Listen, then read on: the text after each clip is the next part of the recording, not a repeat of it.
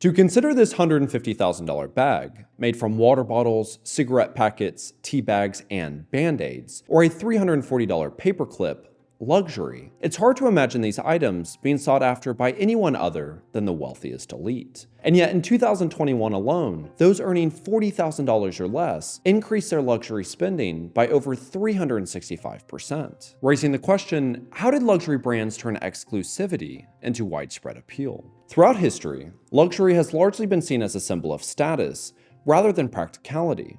Josephine Bonaparte reportedly bought over 900 dresses a year, rumored to have spent half the Bonaparte estate just on luxury fashion. In the 18th century, pineapples emerged as the symbol of royalty and societal status, never to be eaten and often discreetly rented for parties to project affluence without paying the modern equivalent of $15,000 for a pineapple. Yet it wasn't until the last 400 years that luxury actually became accessible to the common person. Before the consumer revolution throughout the 17th and 18th century, owning items like mirrors, cotton neckerchiefs, or more than 6 spoons could lead to fines or even incarceration for committing the sin of vanity. But as economies began to flourish, these goods shifted from indulgences to symbols of respectability, as even the poorest could now afford a comb, a mirror, or even an extra utensil. Societal elites, eager to maintain their distinction, turned to flaunting jeweled-covered tobacco boxes, theatrical wigs, and extravagant dresses, something that had previously only been reserved for royal aristocrats. Over time, however, society's appetite for luxury has only intensified, with traditional notions of moral virtue fading into obscurity. The shift in values enabled luxury brands to blend the allure of status with a deliberate appeal to broader audiences, cultivating a narrative of aspiration while leveraging psychological strategies pioneered in the 1920s. Contrary to Henry Ford's vision of automobiles being a practical standard for the middle class, Alfred P. Sloan, CEO of General Motors, revolutionized consumer behavior by introducing planned obsolescence, a strategy of deliberately ensuring that the current version of a given product will become out of date or useless within a known time period.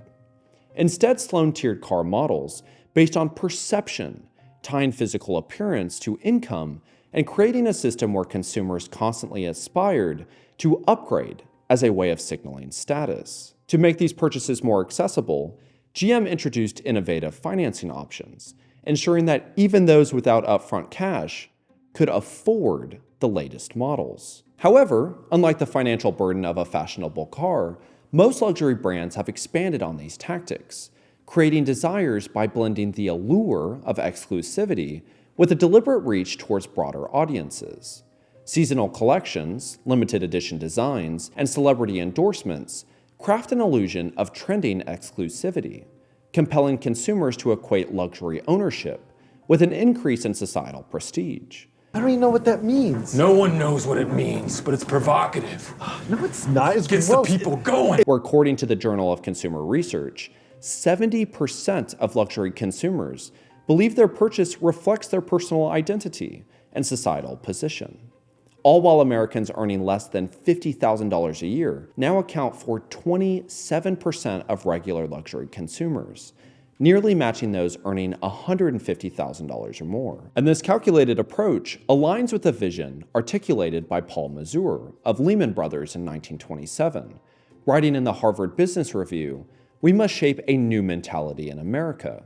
Man's desires must overshadow his needs." Reflecting this ethos, rather than risking diluting their perceived value in secondary markets, companies like Burberry have gone so far as to destroy over $36 million worth of unsold goods. However, this manipulation on perception targeted towards the common individual is far from new. In the 18th century, King Frederick the Great of Prussia faced resistance to the adoption of potatoes, then dismissed as the devil's apple, a vegetable deemed so undesirable that not even the dogs would eat it. Potatoes.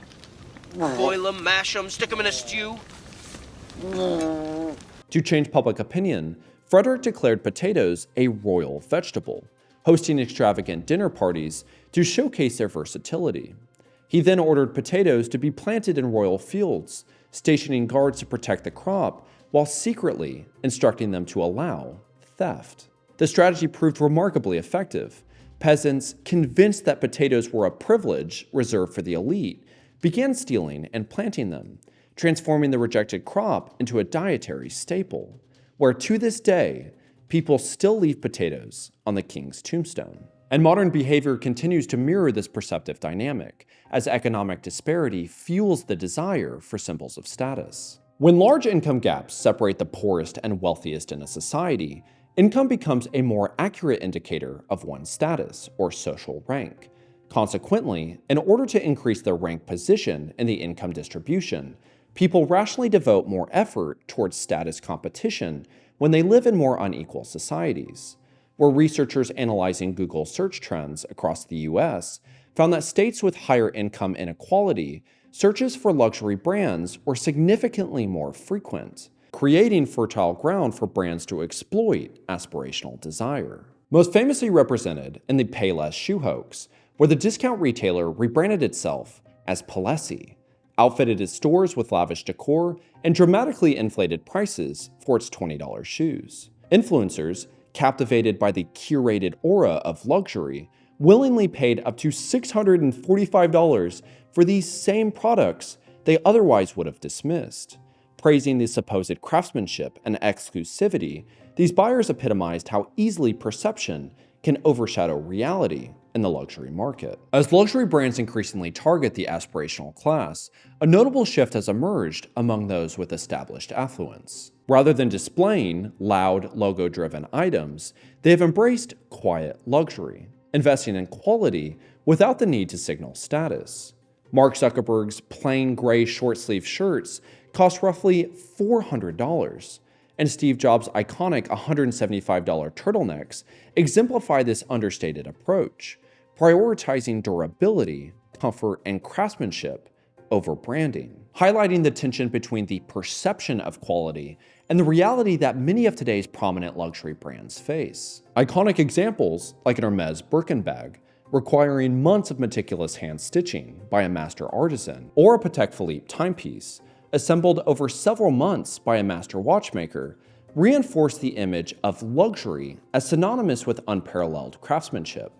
Yet these rare exceptions create an illusion that all luxury goods are crafted with similar care. In reality, the corporate consolidation of family-owned luxury brands under conglomerates like LVMH, Kering, and Richemont have shifted industry priorities. With brands such as Louis Vuitton, Gucci, and Cartier under the umbrellas, the focus has increasingly moved towards scalability and profit maximization over artisanal quality. Where since the 1980s, luxury brands have outsourced intricate embroidery work to India, relying on karigars, highly skilled artisans whose craft date back to the Mughal era.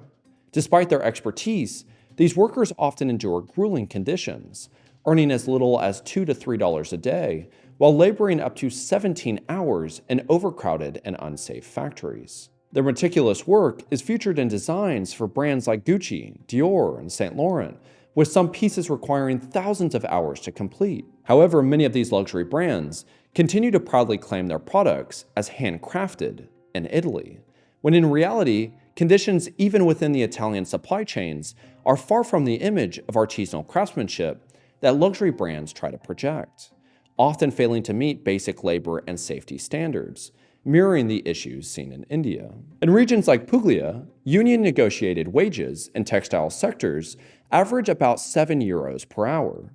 Yet many home workers operating outside union protections earn far less, with some working 16 to 18 hours a day, balancing caregiving responsibilities. Many accept exploitative wages to sustain their families, earning as little as €1 per meter of fabric. To legally display the Made in Italy label, many luxury brands outsource production to lower-cost countries like Romania or China, bringing components back to Italy, where workers might sew garments or apply intricate embellishments, with final assembly or packaging completed locally, to meet labeling requirements and obscuring the true origins of the product. And to just further highlight the power of perception around quality, craftsmanship, or sustainability, regardless of all of this evidence, LVMH still achieved a record-breaking year in 2023. And as we begin to conclude this video, I really just want to kind of tie this into my own personal experience, especially with what it was that I saw during my 5 years of working at a bank. I believe that my responsibility with this channel, especially as of right now, is to provide as much evidence, hopefully in an enjoyable manner, providing value in a way that shows you why things are happening. I feel that the society that we live in now just wants to know the answer. Let me know what is right, what is wrong. Yes, no, good, bad. But it's not about, let me have 20 minutes of your time to show you the reason why you are thinking this way, the reason why this is happening, the historical patterns that have created the foundation for these luxury markets to be able to do the manipulative tactics they're doing. I think it's easy to say luxury brands are bad. I think you could say that all day long. But I think it's important to see, well, what is the 500, 600, 700 years of slowly integrating these practices into societal norms that have created this to be the state that we are in? I think that that is what tells a story. So ultimately, that's just a long explanation of me saying, I'm not going to tell you to stop buying luxury goods or to start or to do any of that, because I believe that you are intelligent enough to make your own decisions. I'm just trying to provide the reasons why.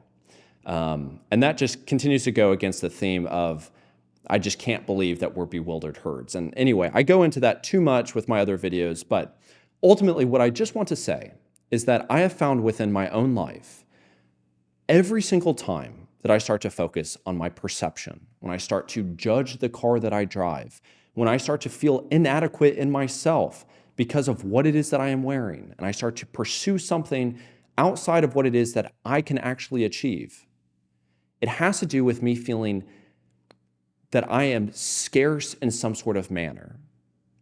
I think that wealth comes from family, relationships, love, community. I believe that doing things like this to be able to provide value to someone, hopefully, that is wealth. But every time that I feel like I am detached from that, I begin to look at riches in terms of financial wealth. And I'm not saying that money doesn't matter. Obviously, money is very important, and I believe that it is the key that opens the doors to opportunity. But I don't think it is the opportunity. So anytime that I get away from wealth, I begin to feel like I am scarce in money, which then goes into the very things that I discussed. I start to look at reasons or ways to be able to show myself and others that I am worth something.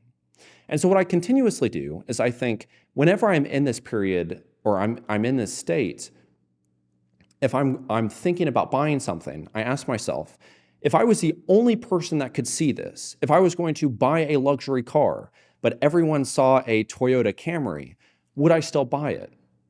And oftentimes the answer is no. And that's because I'm in a state that isn't my normal state. I'm feeling that I'm in a scarce mindset. And so whenever I catch myself like that, I can begin to look back inside of myself and think, what are the events that have caused me to feel this way? What is it that I am not doing that I normally would? What is it that I am trying to take shortcuts on? What is it that I am not actively putting myself into in my own life? And then I'm able to find the answer and start moving on in my own life. And ultimately why I want to say that is because I just feel like the normalcy now is to not be actively engaged in your own life and to pursue whatever it is that's laid in front of you. I think school is nothing more than just the beginning of these societal checkpoints and achievements. And it's never about, why are you learning? Why am I supposed to do this? Why am I supposed to get this job? Why am I supposed to do anything? I think I got off on a super long tangent because I can't even remember what I was talking about. But anyway, I hope this video is able to provide some value. I just want to reiterate the fact, start asking why, and believe in yourself that you'll be able to find some sort of answer. It might not be the right answer, what it is that I said in this video isn't all right. There is inherently going to be something wrong, but I tried my best. And once we can start having conversation, we're going to be able to find more truth and more authenticity. And with that, I believe our desire for luxury goods will substantially decrease. And hopefully, that'll make these actual luxury brands begin to create higher quality products. I think everything starts from within. Thank you guys so much as always. Until next time, bye-bye. Don't need it.